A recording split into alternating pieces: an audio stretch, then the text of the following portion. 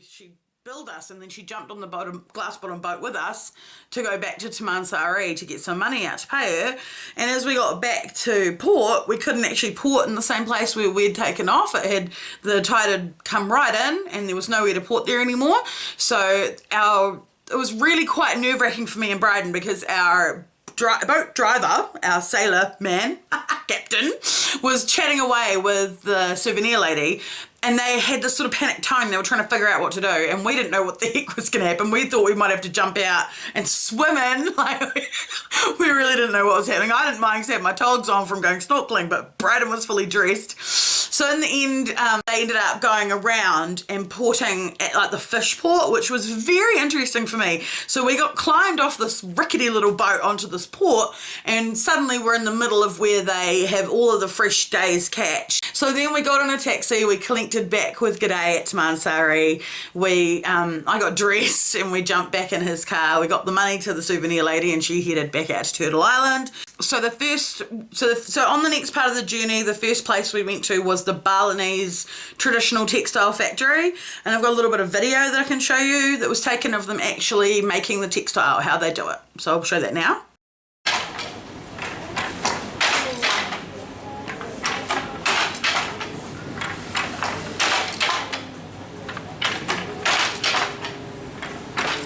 This is incredible. So beautiful. I bought a sarong and we got a bunch of souvenirs from that shop there, and it was probably one of the nicest shopping experiences we had, because after we witnessed the little demonstration of how they make it, they just sort of let us loose in the shop and we didn't have anybody nattering at us to buy, so we could relax and look around and enjoy the shopping experience a lot more. I really liked that, so thought that was cool. Went on from there to the gold and silver place where they make all of the jewelry. It's all from Bali, and I had a dream in my head of the ring I wanted, and we got that ring, so I'll go get that and show it to you. Okay, so if I'm not careful, this video is going to run on for way too long, so I better speed it up. But here is the Bali ring that we bought at the gold and silver factory, sorry, and I've got some footage of them making some silver jewelry, so I'll put that in now.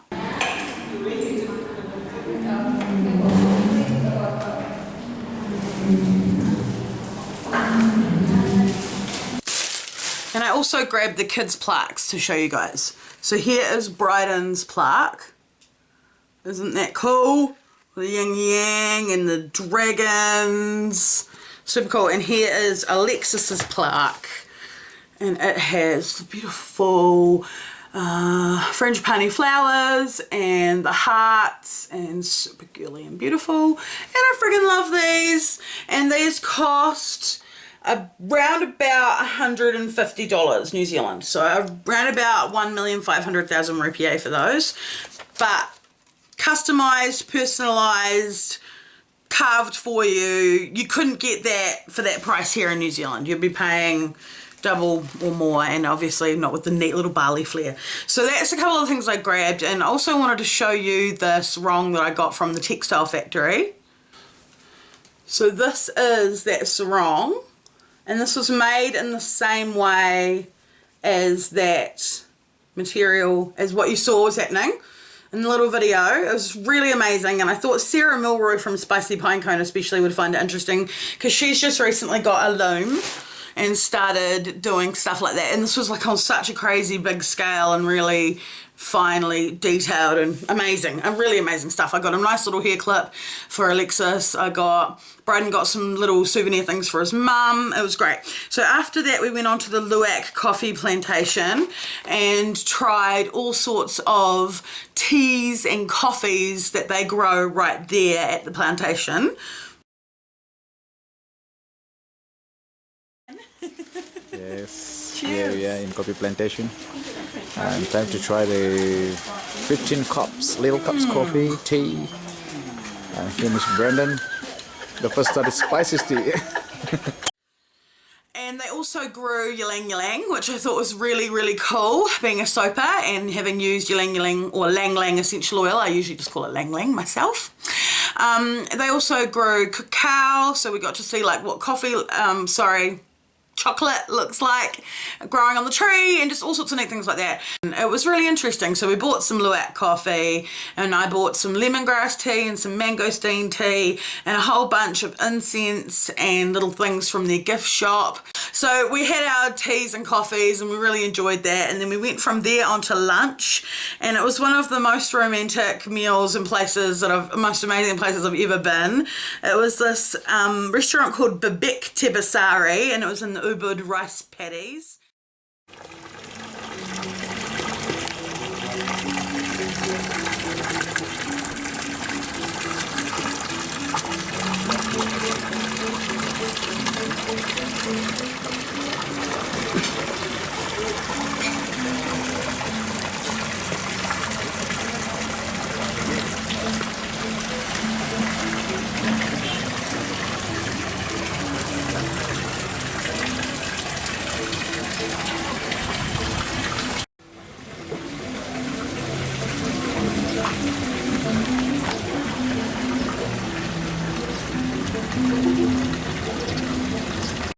Isn't that an amazing place?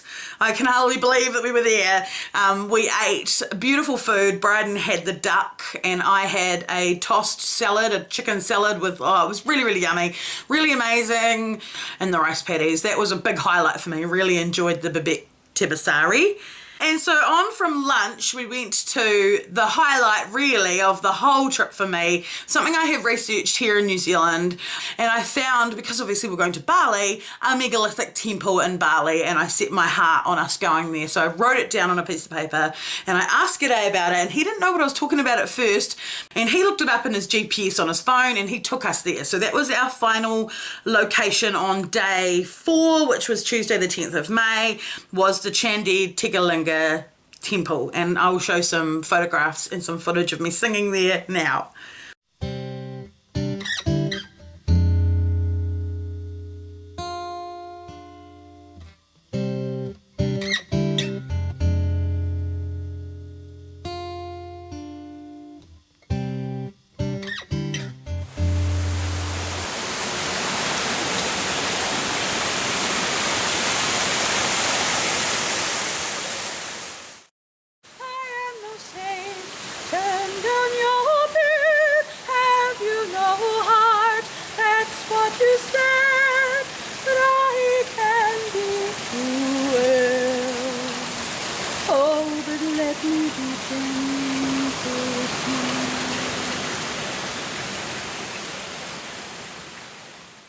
Isn't it a magic, amazing place? Oh my goodness.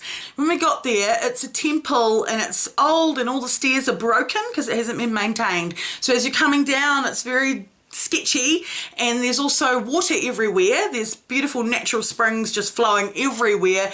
It was slippery, mossy, moist, dangerous, and then a sheer cliff down to like a river, and we're in the middle of Bali, in the middle of nowhere, and I did not want us breaking our legs and falling in the goddamn river. It was really kind of scary, so we basically only went down and crossed past the first waterfall and sat on the top of the temple. We never went down and like into it, but I did get to sit there and sort of resonate with the place and sing my little song, and it was really amazing, so I loved that.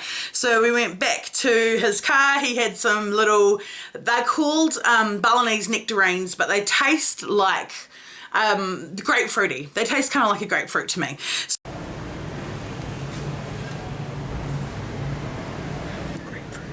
So we had some of those in the car and then drove back to the hotel, had dinner at the hotel, went for another swim in the pool, went to bed. So on day 5 we decided to have another really chill day. We chilled out at the hotel. We had our buffet breakfast in the morning, went for a swim, hung out. Then we went back to Kuta Beach Walk for a lunch at Johnny Rockets again because that food was so amazingly good and we just had to have it again, and it was really, really cool. I'm glad we did. And then we went back to the hotel again for our sweet honeymoon package where for 3 hours we got, like, our feet were soaked, we got massaged, we got facials, and then because because I had had a manicure and he'd had a pedicure this time. I had a pedicure and he had a manicure to finish the day. And that was really cool. We had a really nice day and it was just really relaxing and how a honeymoon should be. And then on day 6, which was our second to last day, I had arranged the night before for us to go to the monkey forest. So we went in the morning quite early. We got up, had our breakfast, toast, watermelon, pancakes, coffee, fried rice, all that deliciousness, guava juice, you name it. And then we picked up for Hutan Monyet, which is the monkey forest. So we drove and drove and drove. I think it was around about an hour's drive to get there, and got out of the car and immediately was shocked by the heat of it all. Walked around the forest. It was quite amazing. We saw, it was monkeys. I've got some really neat photos of monkeys sitting on my shoulder, so I'll show you those. I've also got great footage of some lizards and a squirrel and some monkeys, so I'll show you those. There he is.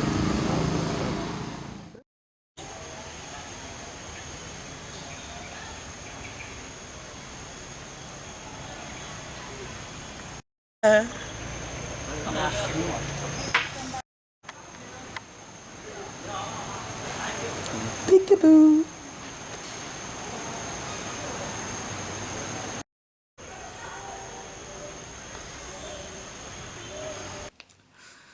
And then after that, we walked all the way around this walkway, like we followed the map of the forest. We're walking along, this little monkey came out in front of us. I put my hand down to it and it kind of grabbed my hand. It grabbed onto my fingers, which was pretty adorable. But Bryden explained to me later, it was just turning my hand out because it thought I had food in my hand, and it was just sort of turning my hand out to try and get me to drop the food for it. And I kind of thought it was trying to hold my hand, so I kind of went to hold its hand back, and it freaked out, and its mum, I assume, jumped on my back. So a much larger monkey jumped on me and started like getting angry and going aggressive on me and ripped my shirt open, and I just stayed really still, which Braden said was the right thing to do. And he basically came over and was like, "Oh, I'm a baboon," scared it off me, and it took off. And we're walking off, and I was just like saying, "It's fine, it's my fault, it's my fault."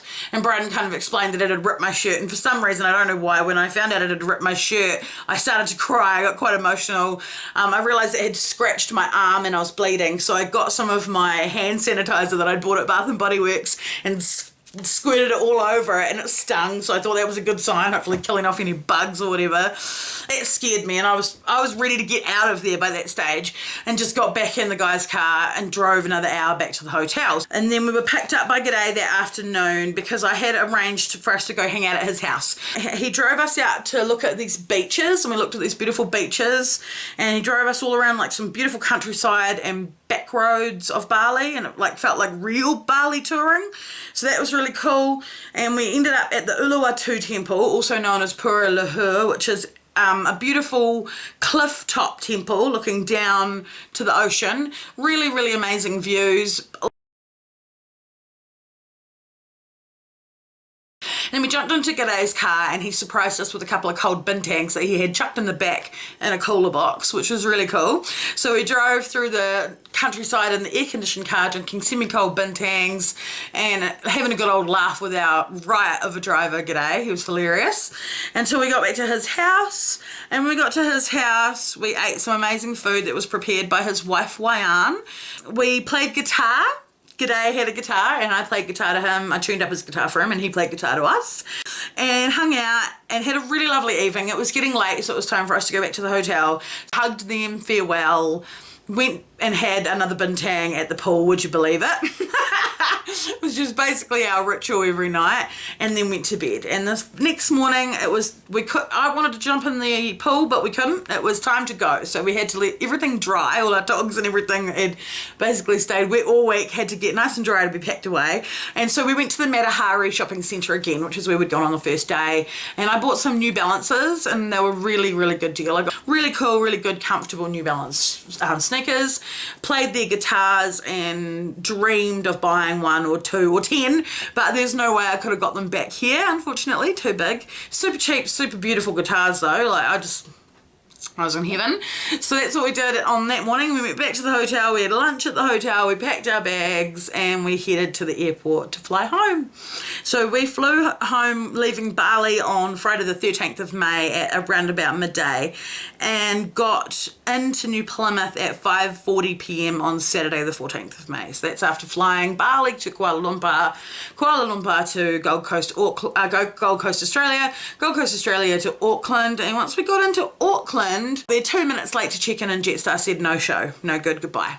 So that was really stink. So we immediately started trying to figure out what to do. So we phoned up Bryden's best man, Mitch, and he, like the legend that he is, jumped in his car and drove all the way from New Plymouth to Auckland, a good 4 hours, I'd say, maybe.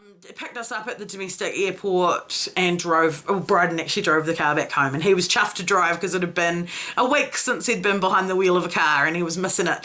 So we didn't get home until 5 a.m. on Sunday the 15th of May, and we were like children on Christmas morning, giddy as waiting for our kids to wake up so we could say hello to them and give them their presents and tell them everything.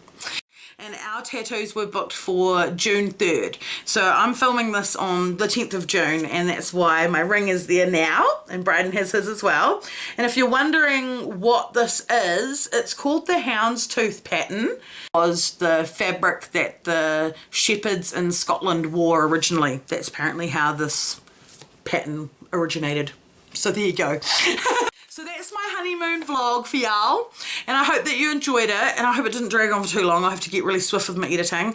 We had an amazing time. It was surreal. I'm still coming down to earth. I'm so happy to be Mrs. Bryden Glenn. I couldn't be happier. It's exactly who I wished to be married to. He is my dream come true, and our wedding day was magic, and our honeymoon was even more magical, so couldn't ask for more. Thank you so much for watching and for wanting this video. And yeah, if you like this video and you want to see more like it, hit that subscribe button, become a member of our StarrSoaps family, and feel the soapy love. Bye guys.